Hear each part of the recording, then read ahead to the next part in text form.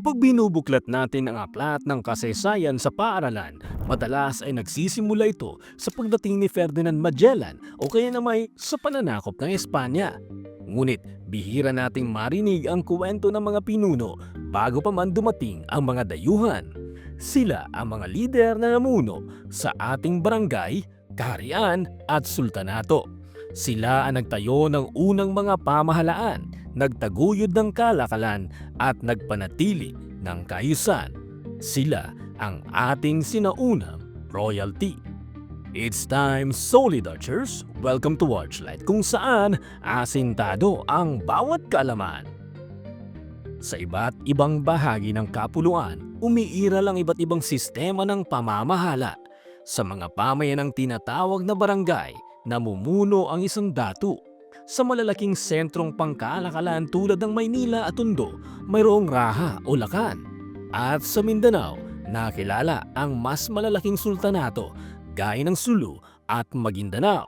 Ngunit muli nating lilinawin, hindi pa iisang bansa ang Pilipinas noon. Bagkus, ito'y parang isang musik. Pinagtagpi-tagping isla at kaharian. Bawat isa'y may sariling lider at pamahalaan. Isang napakahalagang ebidensya ng ating sinaunang pamahalaan at royalty ay natagpuan sa Laguna noong 1989, ang Laguna Copperplate Inscription. Ito'y isang piraso ng tansong nakaukit ng mga salita noong taong 900 AD, higit 1,000 taon na ang nakalipas. Nakasulat ito sa pinaghalong Lumang Malay, Sanskrit at Javanese script, patunay ng malawak na ugnayan ng ating mga ninuno sa iba't ibang kaharian sa Asya. Ano ang nilalaman? Isa itong legal document na nagbibigay kalayaan sa isang tao at sa kanyang pamilya mula sa pagkakautang, at nakapirma dito ang pangalan ng mga pinunong may titulong dayang at raha. Ipinapakita nito na may batas at legal na sistema na ang ating mga ninuno. May royalty at aristokrasya na kinikilala at may ugnayang diplomatiko na lampas pa sa ating kapuluan. Sa madaling salita, ang Laguna Copperplate ay nagpapatunay na maunlad na sibilisasyon na ang ating mga ninuno bago pa dumating ang mga Kastila. Kilala natin ang ilan sa kanila, ngunit kadalasan ay pahapyaw lang silang nababanggit sa mga aklat.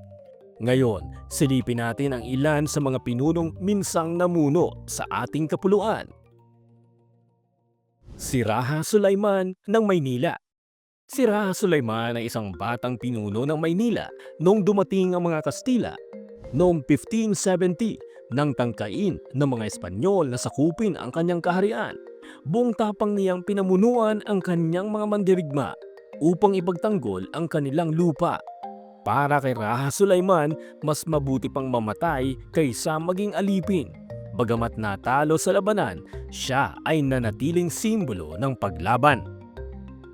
Si Raha Matanda. Kasama ni Sulaiman ang kanyang tiyuhi na si Raha Matanda. Siya ay may dugong Brunayan, isang patunay ng malakas na ugnayan ng Maynila sa iba pang kaharian sa Asya. Bagamat kalaunan ay nakipagkasundo sa mga Kastila, hindi maikakaila na siya ay bahagi ng sinaunang royalty na nagbigay ng identidad sa Maynila. Si Lakan Dula. Sa hilaga naman ng Maynila, namuno si Lakan Dula sa makapangyarihang Tondo. Nakita niya ang panganib ng lubusang pakikipaglaban sa Kastila, kaya pinili niyang makipagkasundo. Para sa ilan, ito'y tanda ng kahinaan, ngunit para sa iba, ito'y talinong pampolitika upang iligtas ang kanyang bayan mula sa lubusang pagkalipol. Si Datu Lapu-Lapu ng Mactan. Sa Mactan, isang pangalan ang hindi kailanman malilimutan, Datu Lapu-Lapu. Noong April 27, 1521, pinamunuan niya ang kanyang mga mandirigma laban kay Ferdinand Magellan. Sa kanyang pamumuno, napatunayan na kaya ng mga katutubo na ipagtanggol ang sarili laban sa mananakop. Ngunit tandaan, noong panahon ni Lapu-Lapu, wala pang Pilipinas na iisa. Siya'y pinuno ng Mactan, isa lamang sa maraming isla na may sariling pamahalaan. Sa Mindanao, si Sultan Kudarat ng Maguindanao. Sa Mindanao, nakilala si Sultan Kudarat bilang matibay na pinuno ng Maguindanao. Sa loob ng maraming dekada, ipinaglaban niya ang kalayaan laban sa Espanya at pinatatag ang Islam bilang haligi ng kanyang pamamahala. Ang kanyang mga salita ay nananatili hanggang ngayon. Dapat ipaglaban ninyo ang inyong kalayaan. Huwag ninyong hayaan na alipinin kayo ng sinuman. Si Raha Kulambo at Raha Siago ng Butuan at Caraga. Sa unang misa sa Limasawa, naroon sina Raha Kulambo at Raha Siago mula sa Butuan at Caraga. Sila ang unang nakipag-ugnayan sa mga Kastila, bagamat hindi sila kasing tanyag ni na Sulayman o Lapu-Lapu. Sila'y patunay na may matatag na kaharian sa Mindanao bago pa man dumating ang mga mananakop. Ang mga dayang-dayang at babaylan. Hindi lamang ang mga raha at dato ang naitala. Mayroon ding dayang-dayang o prinsesa at mga babaylan, mga babaeng espiritual na lider na may mahalagang papel sa lipunan. Ngunit dahil sa kolonyal na pananaw, sila ay madalas itinuring na bruha o mangkukulam. Sa ganitong paraan, naisantabi ang pamana ng mga makapangyarihang kababaihan sa ating sinaunang lipunan. Si Prinsesa Orduha, isa sa mga pinakakilalang pangalan na madalas lumalabas sa alamat at kasaysayan ay si Prinsesa Orduha. Ayon sa mga kwento, siya ay isang babaeng pinuno at mandirigma mula sa Pangasinan noong ika-14 na siglo. Binanggit siya ng kilalang manlalakbay na si Ibn Battuta. Nagsabi na nakarating siya sa kaharian ng Tawalisi at doon ay sinalubong ng isang prinsesang nakilala bilang Orduha. Inilarawan siya bilang matapang, mahusay sa digmaan at pinamumunuan ng isang hukbo ng kababaihan. Marami nagsasabi na ang Tawalisi ay maaaring bahagi ng ating kapuluan. Ngunit may mga historiador din na nag-aalinlangan. Baka raw ito ay nasa ibang bahagi ng Asya.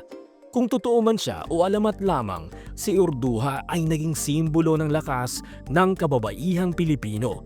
Ipinapakita nito na bago pa man dumating ang mga mananakop, kinikilala na ang kakayahan ng kababaihan na mamuno at makipagdigma para sa kanilang bayan. Ngunit bakit tila nakakalimutan ang mga royalty na ito? Una, sinunog ng mga Espanyol ang maraming tala at sulatin ng ating mga ninuno. Ikinatwira nila na ito'y mga kasulatang pagano. Ikalawa, pinalitan nila ang ating kasaysayan ng isang kwentong nakasentro sa kanilang pananaw. Para sa kanila, ang mga dato at raha ay mga pirata, rebelde o moro. At ikatlo, sa paglipas ng panahon, mas naipinta sa ating isipan ang kasaysayan ng mga dayuhan kaysa sa sariling atin. Ngunit sa kabila ng lahat, nananatili ang kanilang pamana. Ang salitang barangay na gamit pa rin natin sa ngayon ay nagmula sa pamahalaan ng mga dato. Si Lapu-Lapu ay kinikilala na bilang unang bayani ng bayan. At sa Mindanao, nagpapatuloy pa rin ang ilang sultanato, buhay na simbolo ng ating kasaysayan at pananampalataya. Mahalagang alalahanin na kahit magkakahiwalay na isla at kaharian ang umiiral noon, sila ang naglatag ng batayan ng ating pagkakakilanlan bilang isang bayan. Solid Archers, bago pa tayo naging isang bansang tinatawag na Pilipinas, tayo muna ay mga tribo, mga isla at mga kaharian. At sa likod ng bawat isa, may mga pinunong nagtaguyod, lumaban at nangarap para sa kanilang mga nasasakupan. Sila ang ating sinaunang royalty. Hindi sila lubusang nawala. Narito sila, naghihintay na muling pahalagahan at kilalanin. Dahil kung wala ang kanilang pamana, wala rin ang ating kasalukuyan at wala ring kinabukasan. Anong masasabi mo sa video na ito, Solid Archers? I-comment mo lamang sa ibaba ang iyong sagot. Hanggang sa susunod, Solid Archers, it's time! Solid Archers, kung meron ka mang reaksyon sa videong ito, i-tweet gamit ang hashtag Archlight at hashtag Asintadong Kaalaman.